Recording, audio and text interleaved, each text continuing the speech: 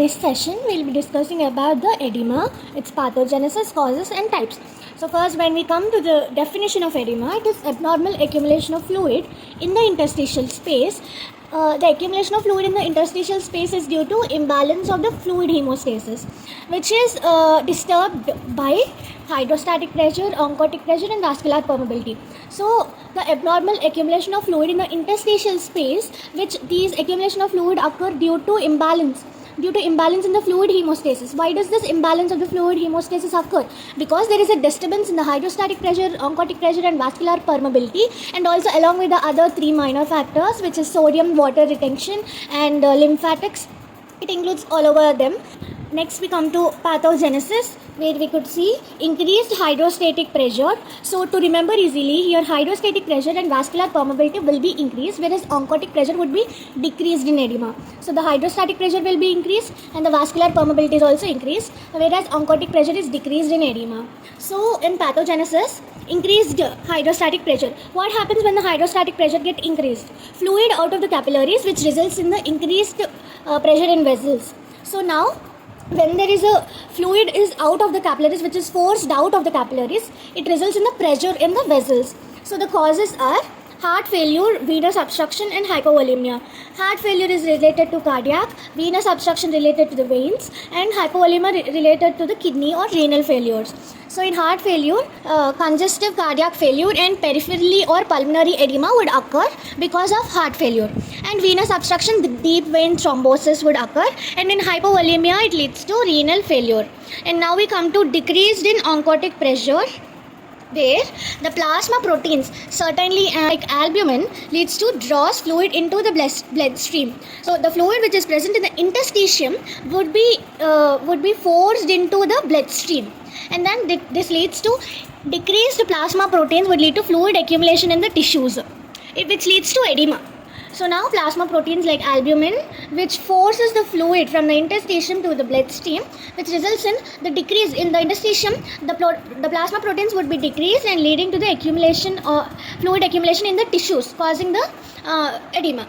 So now causes are liver disease, nephrotic system and malnutrition. So liver disease is related to cirrhosis, which leads to cirrhosis, and necrotic system is proteinuria. Necrotic system is proteinuria, which is loss of protein in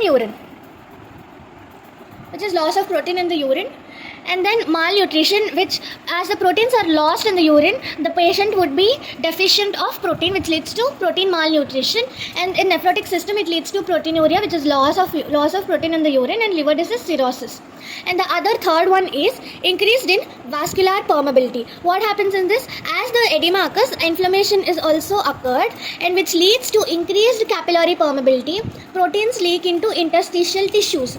So as it increases the capillary permeability, so the proteins would pass through different type of capillary cells or the cell wall, which will be leaking into the interstitial tissues, which leads to inflammation, allergic reaction and trauma or burns. And allergic reaction, where the histamines are released in anaphylaxis. So now these three are the main ways through which the edema would occur, the pathogenesis of edema, through which the edema would spread through the body, which is increased in hydrostatic pressure, decreased in oncotic pressure and increased in vascular permeability. Now the fourth cause in the pathogenesis of edema is lymphatic obstruction, also known as lymphedema. So the lymphatic systems normally drain the excess fluid from the tissues. So the tissues, when it is filled with the excess fluid, so this lymphatic system will be draining the excess fluid out. But in this case, in lymphedema, that system is obstructed. So the causes are tumor, compression, lymphatics, example breast cancer, and then surgical removal of lymph nodes. For some patients, the lymph nodes were removed, which is known as mastectomy. In that cases, we can see the lymphedema. And in some infections, the lymphedema can be seen. So when the tumor, compression, lymphatics are seen in breast cancer, and the surgical removal of lymph node, which is mastectomy, patients can also develop the lymphedema, and the patients suffering with infection can also suffer with lymphedema. Now the sodium water retention, which is the fifth cause of edema, which is sodium and water retention. When the sodium ions are not excreted out of our body, which leads to increased blood volume, in turn it increases the hydrostatic pressure. So the fluid leakage into the tissue. So the fluid would be leaking into the tissues. So causes are kidney failure, which the decrease of the decrease of sodium and water would be decreased, so that it becomes toxic, and it leads to kidney failure. And heart failure, which is due to activation of RAS mechanism, where the RAS will be releasing the angiotensin 2 to increase the blood flow to the organs. So why does this RAS activate normally? If the enough blood is not reached to the organ, the RAS would be activated and it will be increased the blood flow, no? So now this increase in the blood flow will be worsens the heart failure. It will more worsen the heart failure, and it leads to heart failure. So the activation of RAS will lead to heart failure. And liver cirrhosis, it's a normal thing. Liver cirrhosis is common in edema, which is due to increase in aldosterone. Now we'll just summarize the all causes of edema. So now first one is increased hydrostatic pressure, which leads to heart failure, and congestive cardiac failure, which leads to peripheral and pulmonary edema, and venous obstruction, which is deep vein thrombosis, and hypovolemia, which is renal failure. And then decreased oncotic pressure, which leads to liver disease, and like cirrhosis, and malnutrition of proteins, and nephrotic syndrome, which is proteinuria, loss of protein in the urine. And then increased vascular permeability. First one is inflammation, and then burns, and then some allergic reaction due to release of histamine. Now fourth one is lymphedema, which is due to tissue compression lymphatics, occurs in breast cancer, and mastectomy, which is removal of lymph nodes, and infection like filariasis. And then about sodium and water retention, liver due to liver diseases due to increase in aldosterone, heart failure due to activation of RAS mechanism, and kidney failure due to sodium and water will be retained. So now these are the causes. These are the causes of the disturbances in the hydrostatic pressure, oncotic pressure, vascular permeability, lymphedema, and sodium and water retentions. We'll be learning the types of edema, which is a general classification of edema.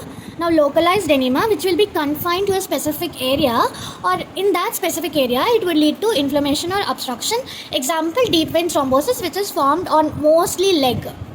The second type is generalized edema, which is also called as anasarca. Anasarca is nothing but swelling throughout the body. So this is a systemic condition where the swelling is widespread throughout the body. Example is heart failure or the renal failure. If heart failure occurs, the ankle and leg will be swelled, and the peripheral parts of the body will also be swelled.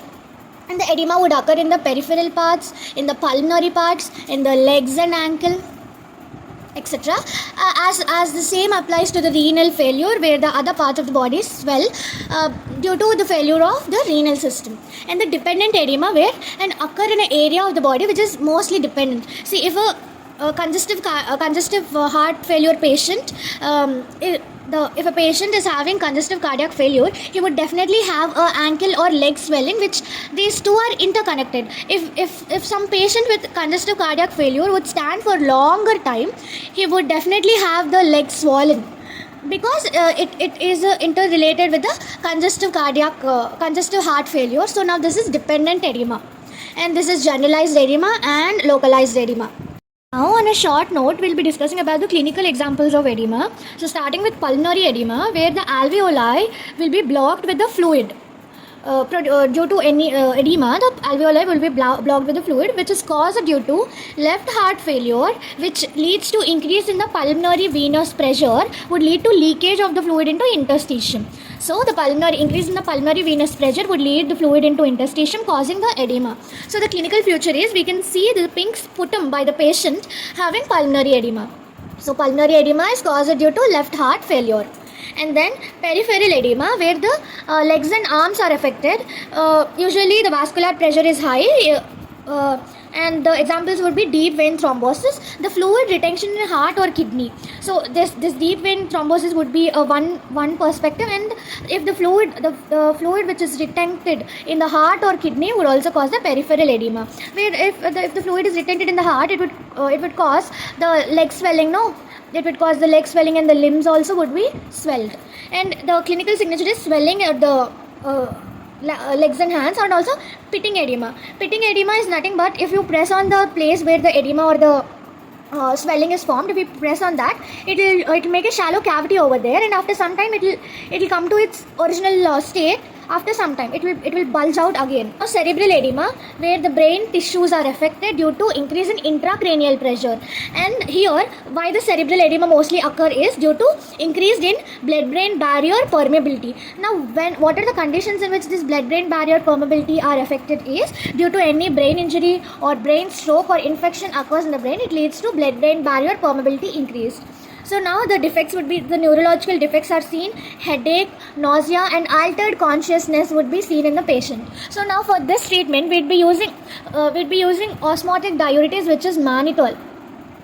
Mannitol will be using for the cerebral edema. And then lymphedema, which is seen in the limbs, either hands or legs, obstruction or damage of lymph nodes, due to obstruction and damage of lymph nodes, or also due to mastectomy, removal of the lymph nodes,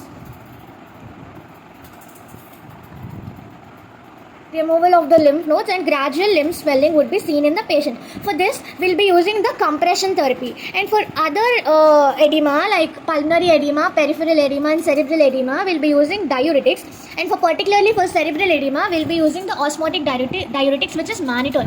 And for lymphedema, we'll be treating the main cause of edema. If we treat the main cause of edema, this lymphedema would be decreased. And also compression therapy is used for the lymphedema. So now these are the clinical examples of edema, which is pulmonary edema, peripheral edema, cerebral edema and lymphedema. So now this is about edema in a brief detail. Thank you.